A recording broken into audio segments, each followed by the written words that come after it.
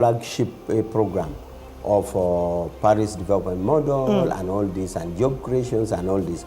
Many have been done. We have been systematically assessing periodically our manifesto implementation. At one time it was 50%, another time it was 70%, another time it was 80%. And today? So we tried as much as possible. So that is one difference that brings. But also the difference is that you can qualitatively see the change in the lives of the people.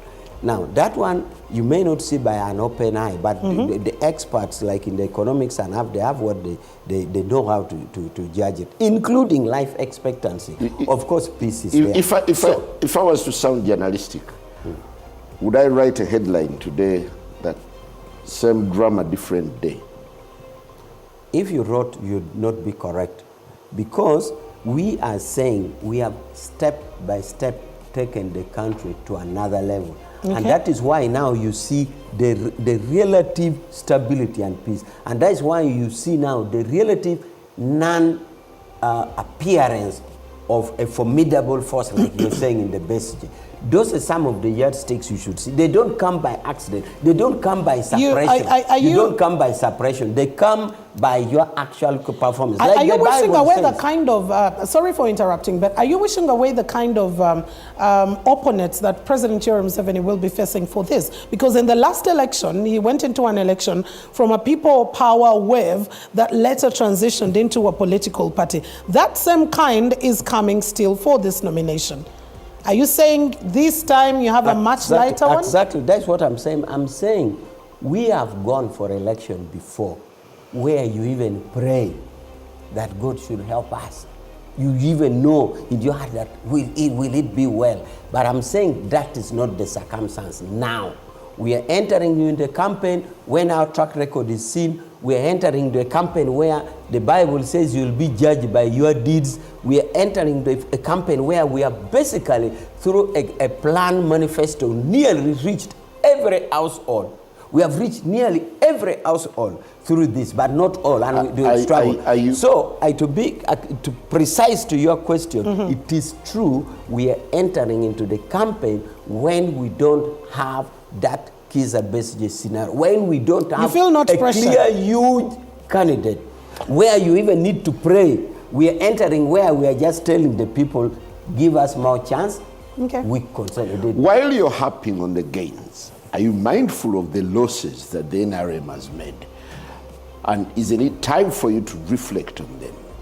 Poverty levels are rising. School dropout rates are rising. The state of health is despicable. Not despicable. But to your question, whether or not we are mindful about the losses, actually it is what draws our attention.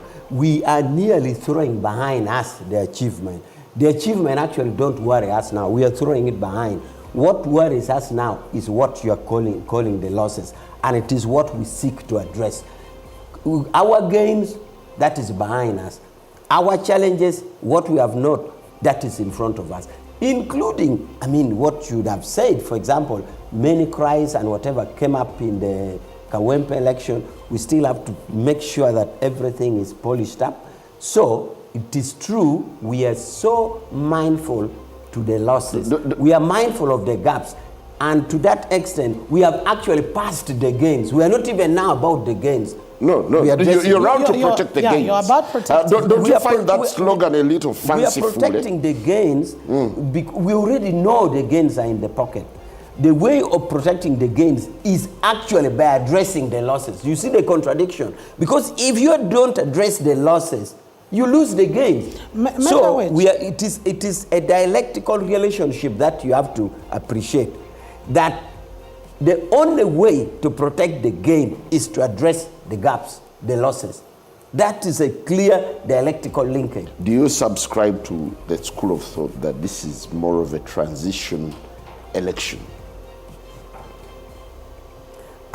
We really have not addressed our mind to the aspect you're saying, because the constitutional provision in the constitution is clear. The draftsmen and draftswomen in the Constituent Assembly could not in any way have not addressed their mind to this. The draftsmen and the draftswomen, and remember the constitution after being passed was actually given to the president. So he looked at it. So the worry of transition does not come now. For us, we are here to execute within the mandate of the constitution. But otherwise, to start to raise it now, the issue of transition, is as if you are saying the draftsmen and women who sat in the Constituent Assembly in Conference Center for a whole year were silent or did not draw their mind to that. Please read the Constitution. It is well catered for. Uganda is not hanging in a state of danger. Not at all. The Constitution is alive and clear to that. You talked about some of the gains that you want to just push with yourself and concentrate on probably the gaps. Let's just take it to half, because by 2026, this government will be making 4 decades in power at the helm of Uganda. But let's just take it back to around 2000 and 1995, where the population was at about 20.67. Currently, as we speak, 2025, our population stands at about 45.9 million, with a life expectancy going up, and with a totally changed demography that you are dealing with. How are you focusing on that particular demography that is youthful entirely? A greater percentage of that is youthful, and not even just youthful, but a dependent population, which is now looking at issues of jobs. How is that informing your campaigning, your messaging as a party in this election? We are going to launch our manifesto soon, and it will come out clearly. Indeed, not only Uganda is facing the what you call the youth bulge. The youth bulge is particularly really an African thing, which we have to face it. Remember that while in Africa we are facing the youth bulge, do you know that in Europe it is the opposite? So we have to face it. In Europe, instead, there's the elderly bulge. I once boarded a bus in Berlin, and the youngest person in that bus was 65 years, I could see. 65 in the entire big bus.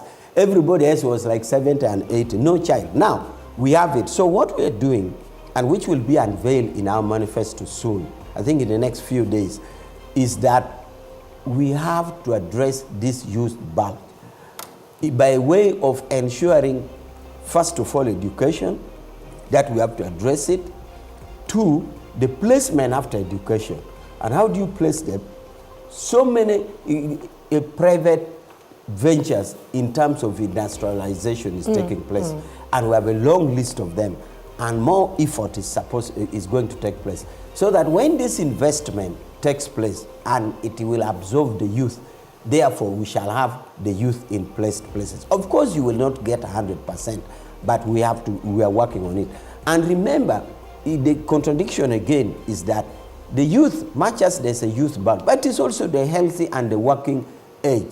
So we have to turn this which appears like a disadvantage to have advantage, in that you look at what China did. You know, the worry was that 1.5 billion people, you'd fail to feed them. But China has turned it to their advantage, that the bigger the population, the better for us. And those like this guy who had cried in his theory, Malthus. Malthus was an economist who was like a prophet of doom. Malthus' theory was saying that the more mouths to feed, the danger for the humankind. Sure. But China has disproved Malthus' theory, which was really loud-sounding philosophy in economics, the Malthus economic theory, and which had actually led to a strong move to family planning. And they even scared China, but you remember that China later on even lifted up the ban on that family planning and allowed more children.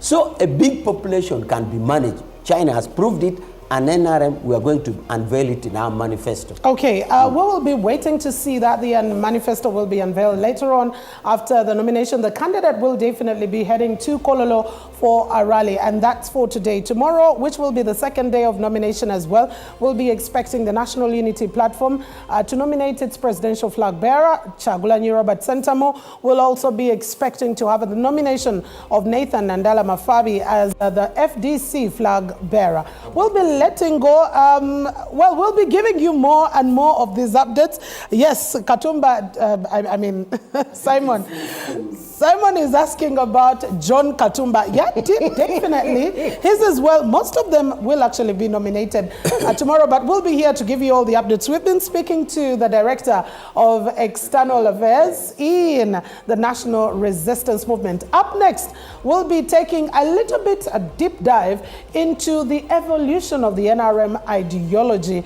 You've had them speak about so many of the ideas around Pan-Africanism, about democracy, and so many others. But also going back to the promise that the party did have, starting off with the 10-point program. How has that been able to transition through the time? We'll be speaking to Professor Mondo Kagonyera, and we'll be speaking to Mrs. Kawamara as well on this. Has it changed? What has informed or influenced the kind of shift in attention by the current ruling regime? That will be coming through shortly after this break. Let's get back.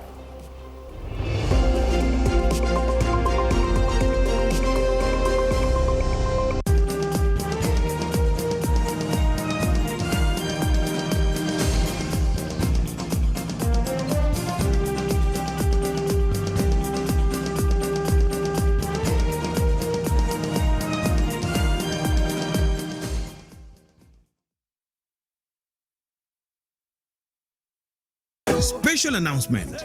The Secretary General of the National Resistance Movement, Right Honorable Richard Todwong, invites all party members and the general public to a mega nomination rally of the NRM presidential candidate, His Excellency General Retired Yoweri Kaguta Museveni, on Tuesday the 23rd of September 2025 at Kololo Ceremonial Grounds. Before the Kololo rally, candidate Museveni will be presented by the NRM Central Executive Committee to the Independent Electoral Commission for nomination at its new offices in Lueza along Entebbe Road, and will be accompanied by a few invited party leaders. However, the public shall stay at Kololo to receive our flag bearer after nomination. Members are advised to observe traffic rules and other security guidelines while using the roads. Please note that no procession will be allowed.